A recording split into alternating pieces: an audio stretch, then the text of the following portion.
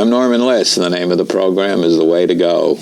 I invite you to join me as we explore places to go and things to do. I always pride myself on the fact that I know pretty much everything that's going on in this area, but I've made a new discovery, and I'm going to share it with you today. It's a wonderful place called the Krasdale Gallery on West Red Oak Lane in White Plains, right near the Stouffer, what used to be the Stouffer Hotel, now the Renaissance Hotel. And my guests today are two very, very important, impressive people. Sigmund Balka is the general counsel for Krasdale Foods, and he is the curator of this and other exhibits which Krasdale does. And I am delighted and honored today to have a world-famous artist, or one of the artists who's represented in this gallery exhibit with us today, Giobbi. And we're going to learn a lot about him and a lot about how an artist thinks and develops and evolves over the years.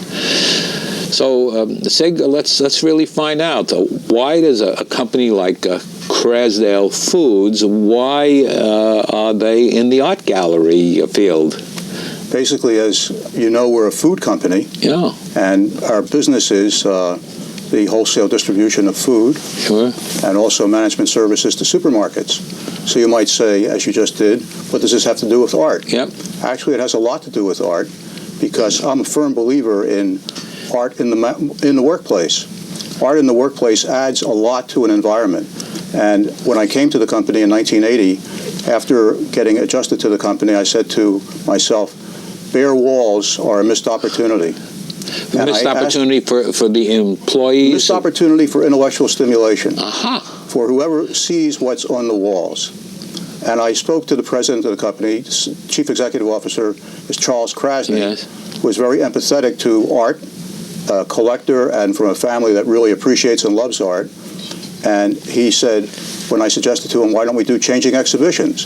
He said, why don't we try it? That's what's different about what you do at your Krasdale Gallery and, say, the Reader's Digest, which has tours, but that's their own collection. But you do changing exhibitions, That's don't right. you? We do 8 exhibits a year. Really? 4 of them in the Bronx, and 4 of them in White Plains. Oh. Each one lasts 3 months. And I curate all the exhibits. And I have assistance from Lehman College, which provides administrative assistance for me on 3 of the 8 exhibits a year. Oh. And what I found is that when we originally started, we said to ourselves, are the employees going to like it?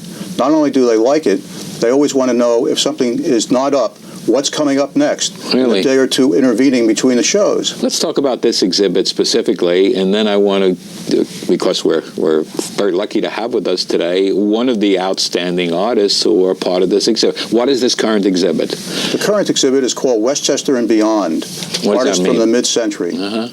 I've done many shows. I've done shows now since 1982 in the Bronx, and since 1992 here in White Plains. And so we think up different themes all the time. And it occurred to me that after all, we're in Westchester. Many artists have lived for many years in Westchester, and the contemporary artists are well known, but some of the artists go way back. They're still living, they're still working, they're doing a terrific job. And what about those artists who have predeceased them? Why don't we put them both together, go back to the 30s, 40s, 50s, see what kind of creative effort was being done in Westchester at that time? That's a great concept. And some of the artists are still working today, like Giobbi. Half of the artists in the show are currently working. The other half have passed away. But we have artists who are really, we think, very representative of people who were working in different media, in different styles, brought back from the 30s through the 50s. Name some of them. Such as George Biddle, from the famous Philadelphia Biddle family, who, with William Gropper, the social realist artist. I do want to, while you're mentioning Gropper, we do have here one of the pieces of art that is in the exhibit, and this is, of course, a work by William Gropper, isn't it? Right. What is this? Can we talk specifically about this? Sure. Well, that's a work that obviously takes place in a courtroom. Gropper was famous for his courtroom works. He was very concerned with social justice in this country, and he was very concerned with social justice in the world in general. And actually, he was, at one point, a cartoonist for Die Freiheit, which was the Yiddish paper that was in existence during, among other times, the period of the Second World War, when he did a very pervasive, devastating commentary upon the Nazi Holocaust. And so he's probably one of the most socially conscious artists who are represented in this exhibit. And we have works not only like the courtroom scene here, but we also have works that reflect actually his original work for Die Freiheit. And who else is included in the exhibit? We have Hanana Harari. Now, Hanana Harari and Shirley Lewis are married. They're both exhibited in the show. And Harari recently had a major retrospective at the Neuberger Museum at SUNY Purchase. And he's a delightful person. Shirley Lewis, his wife, is lesser known, but her work is wonderful. And we were really pleased to give them both an opportunity to show in this show. Biddle Gropper, a man whose name is Joe Jones, who's not very well known these days, who's now long dead.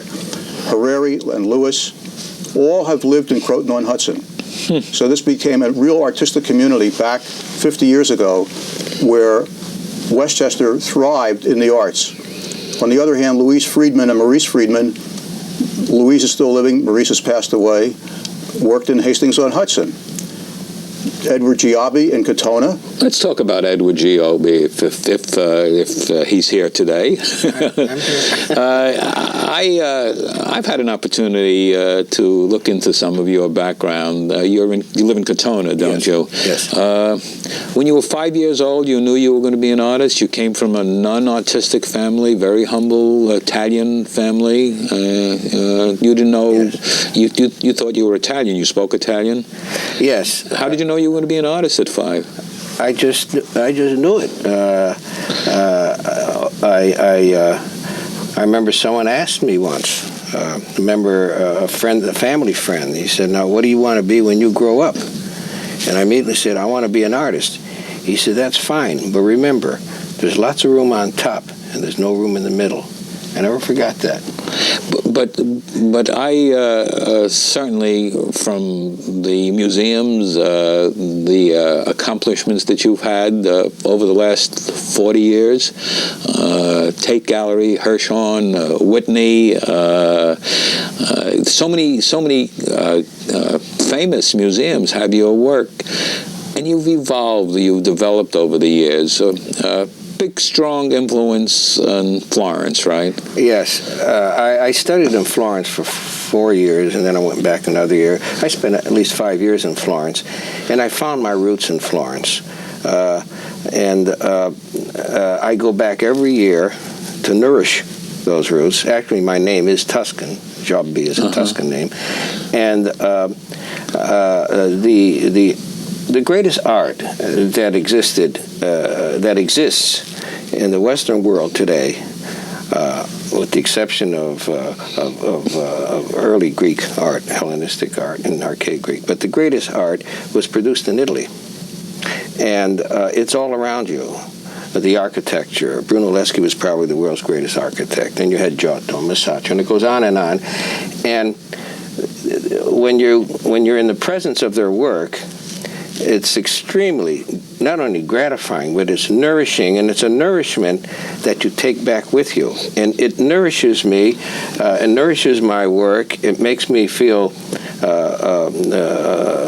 like I'm really a part of something very, very important. Nourishment is a very interesting. I'm always interested in the creative process, and where does it all come from?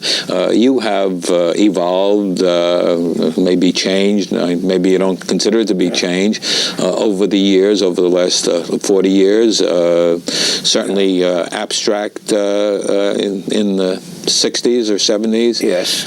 What's the process? How do you create these great works of art? For me, the process really is a shedding process. It's an unlearning process.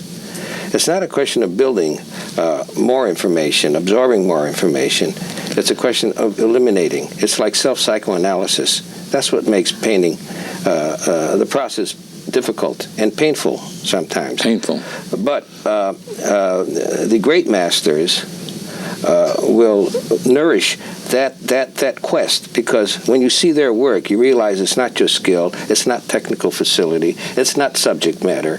There's an inner, deep spirit, intellectual, spiritual. It's very hard to define. It's abstract. The creative process is as abstract as anything. I mean, no one has really been able to define it. But the point is, they will nourish that need.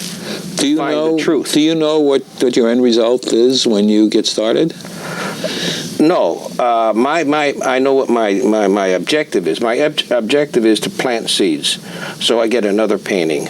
It's like my garden. I mean, my garden teacher has taught me that. The point is, a painting that's complete and that's accepted by the public and considered very successful, and they might very well say that's your best painting. The best painting for the artist is the artist that produces another painting, even though it's not as complete, even though it's not as beautiful, even though it's not as good. But that's what the artist constantly searches for, the painting that will open the next door. And that's what he constantly works for. And when that painting opens the next door, then you have another 4, 5, 6 years, whatever it is, of discovery and learning. And you're constantly trying to open door, plant seeds. And you're constantly planting new seeds because you work in oil, you work in pastel, you work in charcoal, you do sculpture. Yeah, you have to, it's like having a garden, just tomatoes, you know. That's no fun. You need beans, you need cabbage, you need, you need the diversity of color, textures, tastes. Same thing with painting. When the painting goes slow in oil, I don't stop painting and brood. I just switch mediums, and I'll work in another medium for a while. Sometimes you combine them. And sometimes I combine them. Your colors are brilliant. Well, thank you. That's colors, they say, are the most personal part of a painting. I do have here some material which you graciously gave me. I'm just going to look at the cover of this. This goes back a few years now, but the cover itself is very, very colorful. And when was this one done? That painting was done in the 70s. That painting's 9 feet high, or between 8 and 9 feet high. And the shape of the painting is that actual shape of that flower pattern, sort of. And the person who owns it is Shelby Foote, you know, the terrific Civil War historian. He's heard him speak recently. Yeah, Shelby owns that. He's a dear friend. And the title of the painting is That All There Is? There's an awful lot in the painting. So this is why we have Ed Giobbi in our exhibit, because he provides intellectual stimulation to our audience. Well, our employees thrive, as I said to you, in the art. So do our business visitors. And there's something I think very interesting that goes on. In a blank wall, I think you have a blank mind. When you have art on the wall in a workplace, I think it stimulates creativity from a business point of view. But it's I think people start to think not only creatively, artistically, You're talking about visitors? I'm talking about the employees and business visitors. And, of course, anyone from the public is welcome to come and see our exhibits as well. Yeah, I do want to talk about that. I do want to make the point, referring to Ed, that when you get off the elevator at your offices, executive offices, the first thing that hits you is 2 huge Edward Giobbi paintings. Very appropriate, sets the whole tone for everything that's going to happen afterwards. I want to get into some of that a little later in the program, but first I do want to remind our viewers that we're talking about the terrific exhibit at the Krasdale Gallery, which is open to the public, and we're going to tell you how you can get to see it and receptions that take place and all that goes on there. And my guests today are 2 of the people who are very, very strongly involved with this. Sigmund Balka, who is the General Counsel for Krasdale Foods and also the curator of the exhibit, and Edward Giobbi, internationally famed artist whose work are part of this exhibit. For a moment here, I do want to just take a brief moment to do a little information about some things that are happening. As you may know, the Emlyn Theater had scheduled Millions of Miles, which was to be on right now, but unfortunately Rue McClanahan, who was on this program recently, has taken ill, so that has been postponed till September. So those of you who have tickets, they will be honored in September. So there's just a little change in that. And the other thing I wanted to call to your attention is a very interesting program, which is the Helen Hayes Performing Arts Center in Nyack, and they are doing Topper, a musical version with the words and music by Cole Porter and starring Ron Holgate. Topper, of course, the very famous film in a musical version. It's quite a show. It's through July 6th. You can get in touch with the Helen Hayes Performing Arts Center and go see it. To me, it sounds like something I'm looking forward to seeing. And now back to our current exhibit. How do the general public get to see this wonderful exhibit that you've put together? Very simple, and the exhibit is on through September the 8th. All they need to do is, if they want to come to a reception or see the exhibit during the day, give me a call at 718-378-1100, extension 2125, and we'll be happy to invite them to the reception, and or anytime they would like to see the show, we'll be happy to schedule an appointment for them to do so. Okay. We encourage the general public to see the shows, and we're very pleased with the response we received in Westchester. Okay, and we're going to put that telephone number up in the closing credits, so it's a little long number, so people will be able to jot it down, and maybe if we have time, we'll give you an opportunity to give it again verbally before we go on. I do want to get back to you and the project. You came from a very humble Italian family, as a matter of fact, in New York City? No, Waterbury, Connecticut. Waterbury, Connecticut. My father was a coal miner in Pennsylvania before I was born in Waterbury, and my mother worked in a sweatshop. They're just typical hardworking Italian immigrants. And you knew you were Italian, right? Well, I lived in a completely Italian environment. I mean, we lived in a mixed neighborhood, ethnically mixed, but the first language I learned to speak was Italian. All my father's and mother's friends were You didn't Italian. even know that you were Italian-American, did you? No, until when I started school, I was exposed to a certain amount of discrimination. The Italians were treated pretty badly in the 20s and 30s, back in the 30s especially. And as I was explaining before, when I was drafted in the Army in 1944, I never really considered myself an American because I was never treated like an American, and I didn't live really in an American environment, a very contained situation. And so in the Army, immediately I was treated as an American, and the flag was for all of us, and I felt it was worth being an infantryman in World War II to be finally accepted as an American. I was delighted that I was an American. Can I ask you a question, Ed? We did a show on Italian-American identity because ethnic identity these days is a very important concept in art, and many artists identify themselves primarily by their ethnicity. The question is whether this is a valid concept or not. The question is what one's ethnicity has added to his or her particular art. And after I came back from Italy, where I was on a Williams College museum trip, where I'm chairman of the Fellows of the Williams College Museum, I decided I'd do a show on Italian-American identity as exhibited in the paintings. And I wondered, do you think your Italian-American heritage has particularly influenced your work? Oh, extremely so. My Italian, well, not Italian-American, my Italian heritage. When I went to Italy as a student, I knew something about art history, but I wasn't at all aware of the unbelievable contribution Italy made to Western culture through the arts, especially. And I was delighted to be a part of that. And I learned, when I went to Italy, it was like going home, really. I didn't feel at all like a stranger. Of course, I knew the language, but I felt very, very good. I learned very rapidly, and my Italian roots, my Italian heritage is still nourishing me. I go every year for that little jolt.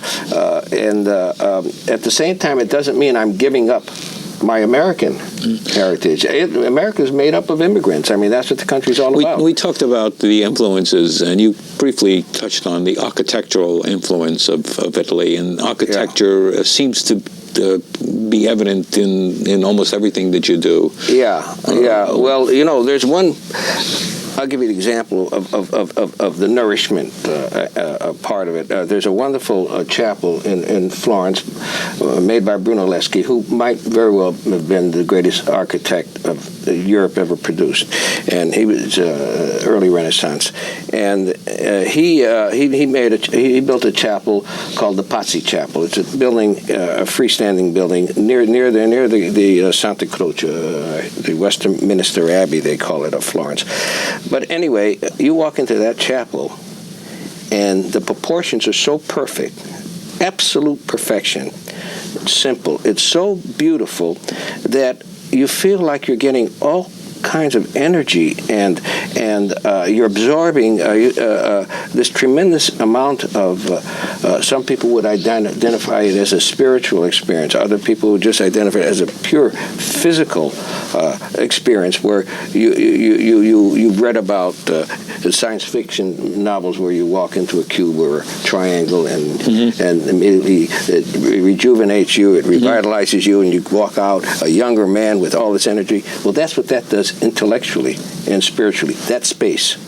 What do you think, then, of artists who say, yes, I may be Italian-American in heritage, but my work is universal, and I may have had different influences, including an Italian influence, but basically my influence has been my whole background in the art world, my view of what other people have done, contemporary people, early historians, etc., look at things differently than contemporary people do. I always believe that you're a product of yourself, so everything that's happened to you evolves in whatever way you express yourself. You do it through your art, other people do it in different ways. But, I'm talking about Italian painters and artists, but they're universal people. I mean, the Italians don't have it. Those artists taught everybody. They opened up a whole new way of seeing things, a whole new understanding of art, and so. Even though Brunelleschi was born in Italy, he was a man of the world. Everyone learned from Brunelleschi. But you mentioned something earlier that has stuck in my mind here. You talked about the creative process, planting seeds, and you keep referring to the garden. And there's another side of you that perhaps people don't know, is you also are an author of cookbooks. Yes. And you've written 3 cookbooks? Yeah, and I'm on my 4th. That's a hobby. I do that in my spare time. My garden, I have a big garden. It's about 90 feet by 50 feet.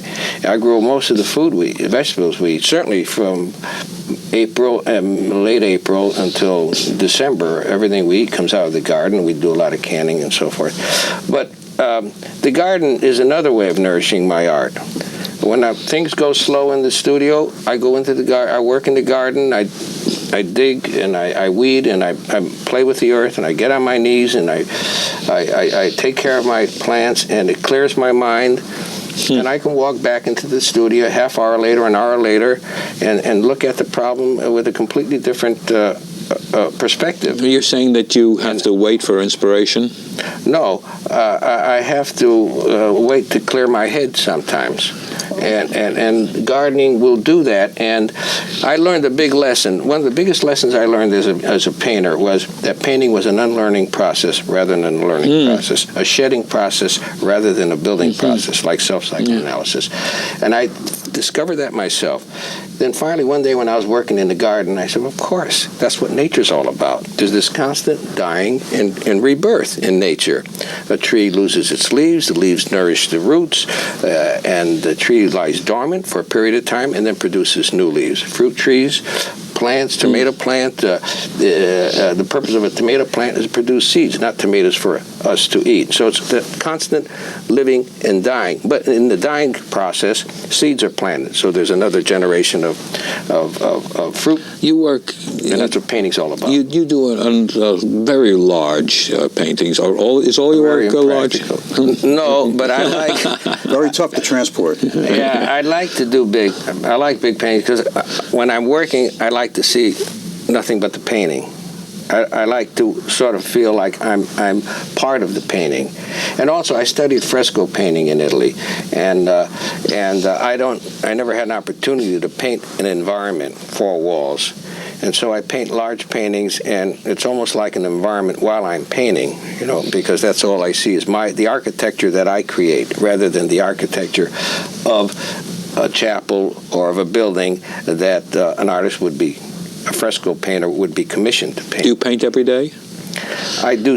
I go to the studio every day. Sometimes I work at building stretchers or stretching canvases, but I'm in there every day. Your house has a real personality to it also, aside from your studio.